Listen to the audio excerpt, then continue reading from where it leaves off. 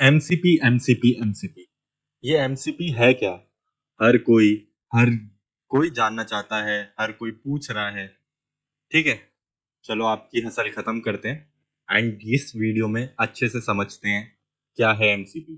ठीक है, सो मान लीजिए आपका एक काफी इंटेलिजेंट फ्रेंड है जो कि है हमारा एआई। ठीक है, उसे हर चीज की नॉलेज है, बट उसे हम एक बार नॉलेज दे देते हैं, उसके बाद हम एक उसे बॉक्स के अंदर क्या कर देते हैं, अंदर बंद कर देते हैं।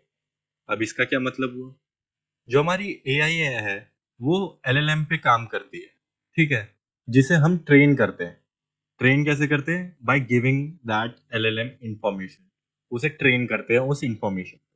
ठीक है, एंड उसके बाद क्या करते हैं, उसे कट ऑफ कर देते हैं अपनी दुनिया से। सो वो एक कंटेनर में बंद हो गई। अब बेसिकली उसके बाद उसके पास जो भी नॉलेज है वो एक टाइम पीरियड तक की नॉलेज है। ठीक है, बहुत बढ़िया, ये अगर आपको समझ आ गया तो ठीक है। अब हम उससे कुछ भी पूछेंगे तो वो अपने हम उसे कुछ प्रॉम्प्ट करेंगे, जितना अच्छे से प्रॉम्प्ट करेंगे वो उतना अच्छा आउटपुट देगा। बट अगर मैं उससे पूछूं आज का वेदर इंडिया में क्या है या दिल्ली में आज का वेदर क्या है, ठीक है, तो वो तुरंत आज का वेदर नहीं बता पाएगा। क्यों? क्योंकि उसका जो सोर्स है वो ब्लॉक है। ठीक है, क्योंकि वो एक कंटेनर में बंद है। कंटेनर में बंद मतलब उसके पास एक रिस्ट्रिक्टेड अमाउंट ऑफ नॉलेज। ठीक है, सो अब जानते हैं इसे हमें। इसमें एमसीपी का क्या रोल है उसको जानते हैं। ठीक है, so basically MCP stands for modular component protocol. ठीक है, अब ये मॉड्यूलर कंपोनेंट प्रोटोकॉल है क्या, एक एक करके समझते हैं। सो बेसिकली प्रोटोकॉल क्या होता है? A set of rules. ठीक है, जैसे रेस्टफुल एपीआई है हमारा। ठीक है, अब वो उसमें रेस्ट, जो रेस्टफुल, उसे रेस्टफुल एपीआई कहते हैं। तो वो क्यों कहते हैं? क्योंकि रेस्ट के अपने एक रूल है, प्रोटोकॉल है जिन्हें वो फॉलो करते हैं। अब जैसे अब एपीआई है, जब उसका रिस्पॉन्स रिटर्न करते हैं या उसमें जो सोर्स कोड्स हैं जैसे 200 300 400, वो एक काइंड ऑफ प्रोटोकॉल है कि अगर हम रिस्पॉन्स अगर सही है 200 दे रहे हैं, ठीक है, तो उसके लिए हमने सारी जो वो है कोड्स वो डिफाइन कर रखे हैं। तो ये होते हैं प्रोटोकॉल्स। ठीक है, सो एमसीपी क्या है? एक प्रोटोकॉल है जिससे हमारा जो सर्वर है वो इंटरेक्ट करता है आउट सोर्सेज से। ठीक है, तो उसके पीछे जो प्रोटोकॉल छुपे हैं उन्हें हम मॉड्यूलर कंपोनेंट प्रोटोकॉल्स कहते हैं। ठीक है, आगे जानते हैं। सो इसमें हम क्या पढ़ने जा रहे हैं कि कैसे एमसीपी काम करता है, क्यों काम करता है, किस तरीके से काम करता है। ठीक है, so what, how and why हम एमसीपी को यूज करते हैं। ठीक है, एक एक करके समझते हैं। ठीक है, सो बेसिकली जो हमारा एमसीपी है, मॉड्यूलर कंपोनेंट प्रोटोकॉल, वो क्यों यूज करते हैं, ये क्या है, पहले व्हाट जानते हैं।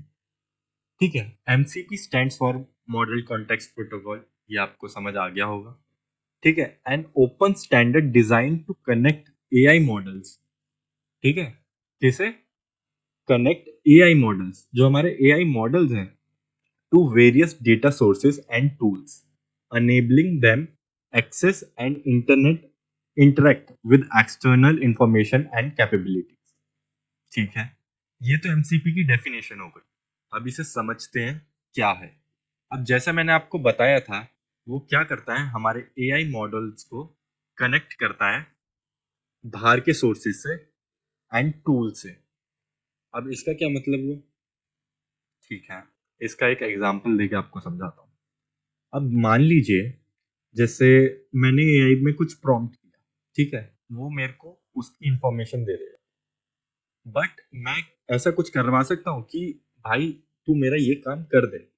जैसे मेरी मंडे को मीटिंग है, तो मेरा कैलेंडर बुक कर दे क्या, या मेरा कैलेंडर खाली है, देख के अगर खाली है तो बुक कर दे, नहीं है तो नेक्स्ट डेट दे दे।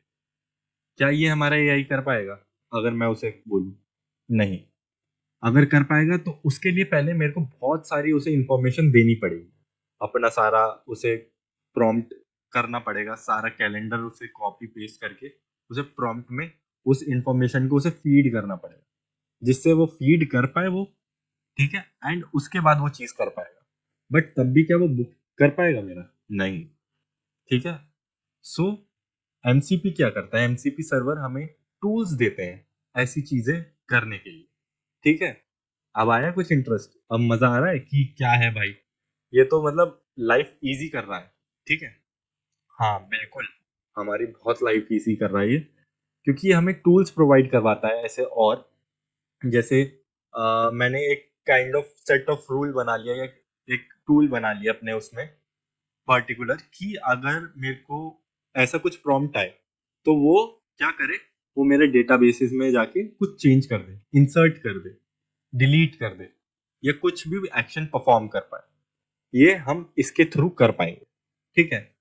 जैसे इसमें और लिखा है enabling them to access and interact, वो एक्सेस कर पा रहे हैं, ठीक है, and interact with external information and capabilities, बाहर की चीजों के साथ वो इंटरेक्ट और एक्सेस भी कर पा रहे हैं, ठीक है। बहुत बढ़िया, आपको ये तो समझ आ गया होगा कि क्या होता है एमसीपी, ठीक है।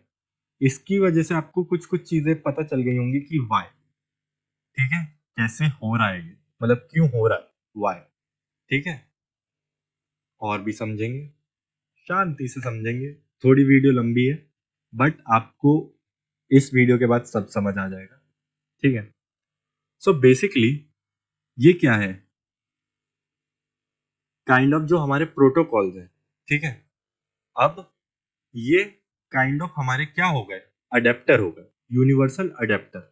वो क्या कर रहे हैं, वो अब जो हमारा पहले जो ये एआई था, अगर आप देखें तो ये नॉर्मल था, अब इसके पास काइंड ऑफ प्लगइन्स आ गए हैं, अडेप्टर्स आ गए हैं, जो कि दूसरी दूसरी जगह पे हम कनेक्ट कर पा रहे हैं, kind of tools, particular tool for particular काम, ठीक है। जैसे इधर में चार है, कोई ड्राइव पे कनेक्ट कर रहा है, कोई सर्वर पे कनेक्ट कर रहा है, कोई फोटोज पे कर रहा है, ऐसे। तो अब ये क्या कर पा रहा है, ये एक्सेस कर पा रहा है, सो ये एक्सेस कर पा रहा है डिफरेंट डिफरेंट चीजें जो ये पहले नहीं कर पा रहा था, बट एमसीपी के थ्रू ये चीजें पॉसिबल हो गई, ठीक है। सो अब जानते हैं हाउ। सो जो हमारा क्लाउड है, ठीक है, वो ऐसे एमसीपी क्लाइंट्स क्रिएट करता है, ठीक है। अब इधर आप देखेंगे जो हमारा पहला क्लाइंट है वो कहाँ कनेक्ट कर रहा है, जो हमारा एमसीपी सर्वर है वो एक लोकल सर्वर है, ठीक है, जो लोकल फाइल सिस्टम पे कनेक्ट कर रहा है, ठीक है। फिर हमारा एक और एमसीपी क्लाइंट है जो एमसीपी सर्वर बी से कनेक्टेड है, और ऐसे ही तीसरा एमसीपी क्लाइंट है जो काइंड ऑफ प्लगइन है हमारे, जो कि सर्वर सी से कनेक्टेड। तो आपको इस डायग्राम से ये समझ आया होगा कि डिफरेंट डिफरेंट हमारे क्या है, क्लाइंट है, मतलब डिफरेंट डिफरेंट उसने प्लगइन क्रिएट कर दिए हैं जो डिफरेंट डिफरेंट जगह कनेक्ट कर रहे हैं, ठीक है। अब जो हमारा सेकंड है जो कि रिमोट क्लाउड सर्वर है, वो कहाँ कनेक्ट कर रहे हैं, रिमोट सर्वरों से। जैसे एक जो एमसीपी सर्वर बी है वो किससे, हमारी ड्राइव से कनेक्ट हो रहा है। अब ये मेरी ड्राइव से कनेक्ट हो रहा है तो अब मैं इसे क्या कर सकता हूँ, ये अब मेरा कैलेंडर बुक कर सकता है जाके, ठीक है। अगर ये मेरा ईमेल एक्सेस कर सकता है कि पर्टिकुलर अगर ईमेल आया हो तो मेरे को इन्फॉर्म कर दे या उसका ये रिवर्ट कर दे, ठीक है। तो ये अब ये चीजें कर पा रहा है, क्यों, क्योंकि उसके लिए मैंने एक अलग टूल क्रिएट कर दिया था, ठीक है। बहुत बढ़िया। सो अब आपको ये भी समझ आ रहा होगा कि हाउ इट वर्क्स, ठीक है। तो ये क्लॉड क्या करा, इसने इसने अलग अलग अलग अलग क्या करे, क्लाइंट्स क्रिएट कर दिए, काइंड ऑफ अडेप्टर बोल लो, ठीक है, प्लगइन्स बोल लो, जो आपका मन करे बोल लो। वो डिफरेंट डिफरेंट टास्क असाइन कर दिए उससे, कि पहला हमारे लोकल सिस्टम पे कनेक्टेड है, दूसरा हमारा एक सर्वर बी है, तीसरा सर्वर सी है। अब जो सर्वर बी और सी है वो अगर रिमोट सर्वर पे देखें तो वो कहीं और कनेक्टेड है, ठीक है, क्योंकि वो एक डिफरेंट टास्क के लिए असाइन किए गए हैं, ठीक है। सो बेसिकली हमारे जो टाइप ऑफ एआई सिस्टम्स होते हैं उन्हें हम देखा जाए तो वो दो कैटेगरी में डिवाइड हो जाते हैं, एक एआई असिस्टेंट में और एआई एजेंट में, काइंड ऑफ दोनों सिमिलर हैं बट डिफरेंट है अपनी अपनी जगह। समझते हैं। जो एआई असिस्टेंट है, एग्जाम्पल क्या हो गया हमारे चैट जीपीटी, गूगल असिस्टेंट, ये काइंड ऑफ पर्टिकुलर जो हमारे पहले काम कर रहे थे। हमारा एआई एजेंट क्या हो गया? एजेंट, अब जैसा नेम सजेस्ट कर रहा है एजेंट, एजेंट क्या होते हैं? जो हमारी हेल्प करते हैं। जैसे अगर आप अपनी कोई टिकट बुक कर रहे हैं या आप कहीं बाहर ट्रैवल करने जा रहे हैं तो आप एक एजेंट हायर करते हैं, ठीक है, जो क्या करता है, आपके सारे काम करके आपको क्या करता है, लो भाई मैंने आपका काम कर दिया, ठीक है। सो जो हमारा एआई असिस्टेंट था वो डिसीजन मेकिंग तो कर रहा था, बट जो हमारा एआई एजेंट है वो डिसीजन मेकिंग तो कर रहा है, बट वो यूज कर पा रहा है एक्सटर्नल टूल इंटरेक्शन, जिससे वो और बेटर परफॉर्म कर पा रहा है और बेटर चीजें कर पा रहा है, ठीक है। सो वापस अपने डायग्राम पे आते हैं। सो इधर क्या हो रहा है, हमारा बेसिकली जो हमारा क्लॉड है, ठीक है, जो हमारा, ऐसे बात करते हैं कि क्लाइंट है, ठीक है। अब ये कैसे काम कर रहा है? ये थ्रू हमारे पर्टिकुलर, जैसे हम एआई को कैसे समझाते हैं, प्रॉम्प्ट के थ्रू, ठीक है, उसे इंफॉर्मेशन देते हैं। तो सेम ये इंफॉर्मेशन पास ऑन करता है थ्रू कमांड प्रॉम्प्ट बोल लो, एज इन जेसन फॉर्मेट बोल लो, ठीक है। अब पहले ये क्या करेगा, अपने लोकल सिस्टम में चेक करेगा कुछ इंफॉर्मेशन, ठीक है। अगर उसके बाद मैंने असाइन कर रखा है कि लोकल सिस्टम पे चेक कर, ठीक है, उसके बाद एक्सटर्नल सोर्स पे जा, ठीक है। तो अब इसने पहले क्या किया, पहले ये हमारे लोकल सिस्टम पे गया, फिर ये दूसरी जगह और तीसरी जगह, ठीक है।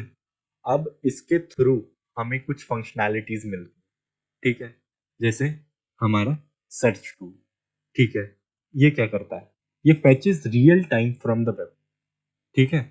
पहले वो एक अमाउंट ऑफ इंफॉर्मेशन स्टोर करता था, जब हमारा एलएलएम क्या होता था, हम उसे ट्रेन करते थे, क्योंकि एलएलएम एक बहुत लार्ज मशीन होती है जिसे हम इंफॉर्मेशन से ट्रेन करते हैं, बहुत सारी इंफॉर्मेशन से, तो उसे लगता है टाइम और वो है एक्सपेंसिव, ठीक है। तो वो वंस अ ईयर होता है, ठीक है। बट हमें तो तुरंत की इंफॉर्मेशन चाहिए, वो कैसे होगा? वो हमारा क्या करेगा, हमारा एमसीपी सर्वर हमें प्रोवाइड करवा पाएगा सर्च टूल के थ्रू, जो इसके इनबिल्ट, ठीक है। तो ये fetches real time from web, ठीक है। दूसरा क्या है, ईमेल टूल। ईमेल टूल क्या करता है, send email on behalf of the user, ठीक है। अब मेरे को बार बार ईमेल चेक करने की जरूरत नहीं है, मैंने एक सेट ऑफ इंफॉर्मेशन फीड कर दी कि भाई अगर मेरे पास ऐसा कुछ आए तो इसका रिवर्ट ये कर दियो, या उसका रीड करियो और उसे ऐसा ऐसा रिवर्ट कर दे। ये ऑलरेडी अपना हमारा होशियार है, ठीक है। एक कमांड प्रॉम्प्ट पे प्रॉम्प्ट जाएगा बढ़िया सा, वो उसे रीड खुद ही करेगा, खुद ही उधर से जैसे ही आया मेल, वो उसे मेल को रीड करेगा, प्रॉम्प्ट के थ्रू जाएगा, प्रॉम्प्ट के थ्रू जाएगा, वो उसे वापस रिवर्ट कर देगा अकॉर्डिंगली। कैलेंडर टूल, जैसे मैं आपको बता रहा था कि क्या, चेक अवेलेबिलिटी एंड स्केड्यूल, ठीक है। पहले आप क्या करेगा, वो चेक करेगा कि मैं अवेलेबल हूं या नहीं, अगर हूंगा तो वो स्केड्यूल कर देगा हमारी मीटिंग, ठीक है। Database query tool, retrieve structured data from a database, ठीक है। वो क्या करेगा, स्ट्रक्चर्ड डेटा ऑलरेडी मेरे को अब इंफॉर्मेशन उसे प्रोवाइड करने की जरूरत नहीं है, वो खुद अपनी इंफॉर्मेशन, हमें मेरे को बस क्या करना है, एक्सेस देना। जैसे ही मैंने एक्सेस दिया तो वो भाई होशियार इतना है, उसका अपना खुद का टूल है डेटाबेस क्वेरी टूल, जो कि क्या करेगा, जाएगा, खुद पढ़ेगा, देखेगा और खुद रिजॉल्व कर लेगा, यस डेटा को मेरे को लाके दे देगा। और क्या है, फाइल एक्सेस टूल, रीड और write file from a secure location. Again मेरे को क्या करना है, मेरे को एक्सेस देना है। जैसे ही मैंने एक्सेस दिया तो भाई ठीक है, वो अब मेरा एक्सेस कर पाएगा, ठीक है, फाइल को, एंड रीड भी कर पाएगा एंड राइट भी कर पाएगा, ठीक है। सो जो हमारा एमसीपी क्लाइंट है, उसके बीच में हमारी ट्रांसपोर्ट लेयर है एमसीपी क्लाइंट और एमसीपी सर्वर के, ठीक है। क्लाइंट क्या है और सर्वर क्या है? सो बेसिकली सर्वर पे हम क्या क्या कर रहे हैं, प्रॉम्प्ट के थ्रू जाती है, टूल्स एंड फंक्शंस हैं और रिसोर्सेज, ठीक है। और हमारे एमसीपी क्लाइंट पे क्या है, सिक्योर फाइल एक्सेस है, सैम्पलिंग, ठीक है। सो बेसिकली जो प्रॉम्प्ट है वो कैसे जाता है, वो हमारा ऐसे एक जेसन फॉर्मेट में जाता है। अब जैसे आप इधर देख पाओगे कि क्लाइंट टू सर्वर मैंने रिक्वेस्ट मारी, तो ये एक जेसन फॉर्मेट में गया, ठीक है। इसमें आईडी गई, मेथड क्या है, गेट वेदर, पेरेंट्स में मैं लोकेशन भेजा हूँ, मेरे को न्यूयॉर्क की चाहिए, ठीक है। अब ये मेरे क्लाइंट टू सर्वर गया, क्योंकि मैंने प्रॉम्प्ट में डाला था मुझे न्यूयॉर्क का वेदर चाहिए, तो उसने उसका एक जेसन फॉर्मेट क्रिएट किया और क्या किया, हमारे एमसीपी सर्वर पे गया, जो कि एक वेदर की इंफॉर्मेशन देने के लिए रेडी था, ठीक है। एंड उसने क्या किया, फिर उसने मेरे को रिटर्न कर दिया कि मेरे को एक रिटर्न मिला सर्वर से क्लाइंट के पास कि उसने रिजल्ट दिया टेम्परेचर 18 डिग्री सेल्सियस और कंडीशन क्लाउडी। अब ये मुझे इसमें से डेटा फेच करेगा और मुझे शो कर देगा, क्योंकि वो जेसन में नहीं डायरेक्ट शो करेगा, वो अकॉर्डिंगली जो मेरा नॉलेज है या मेरा सीधा सीधा एक सेंटेंस दे देगा कि the temperature is 18 degree Celsius and condition is cloudy. अगर मैंने हिंदी में पूछा होता तो बोल देता उधर का टेम्परेचर है 18 डिग्री सेल्सियस को क्या बोलते हैं, जो भी, ठीक है, तापमान है 18 डिग्री और कंडीशन है बादली शायद क्लाउडी को बादल ही बोलते हो, बादल है ना, ठीक है, मतलब जो भी है। तो आप देख रहे हो कि मतलब खुद ही अब सारी चीजें, जो एक दिक्कत थी कि करंट इंफॉर्मेशन, ठीक है, वो भी हम अपने टूल्स, अपने प्रॉम्प्ट के थ्रू हमें सब मिल पाएगा, जो कि एमसीपी सर्वर हमें क्या कर पा रहे हैं, हमें हेल्प कर पा रहे हैं। सो बेसिकली ये अब आपको मेरे हिसाब से ये डायग्राम समझ आ गया होगा कि मैं इसके थ्रू क्या पोर्ट्रे करवाना चाहता हूँ। ये मैंने खुद बनाया है, देखेंगे तो जो इसका है क्या कहते हैं, जो ओरिजिनल डॉक्यूमेंटेशन पे है वो भी मैं आपको शो कर देता हूँ, बट ये भी सिमिलर वैसे ही है, इसमें थोड़ा सा मैंने ज़्यादा इलेबोरेट कर दिया है जिससे आपको और अच्छे से समझ आ पाए। बाकी मैं इसका जो ओरिजिनल है वो भी दिखा देता हूँ। सो इधर देखें अगर, तो आपको एमसीपी सर्वर के बारे में और एग्जांपल्स दिख जाएंगे, ठीक है। पाइथन के थ्रू कॉन्फ़िगरेशन विद क्लाउड कैसे हो रहा है, ठीक है, ये आपको दिख जाएगा। आई विल सजेस्ट एक बार डॉक्यूमेंटेशन भी देख लें। तो इधर आप देख पा रहे हैं, ठीक है, ये इसकी कॉन्फ़िगरेशन सेटअप है, ठीक है, बहुत बढ़िया।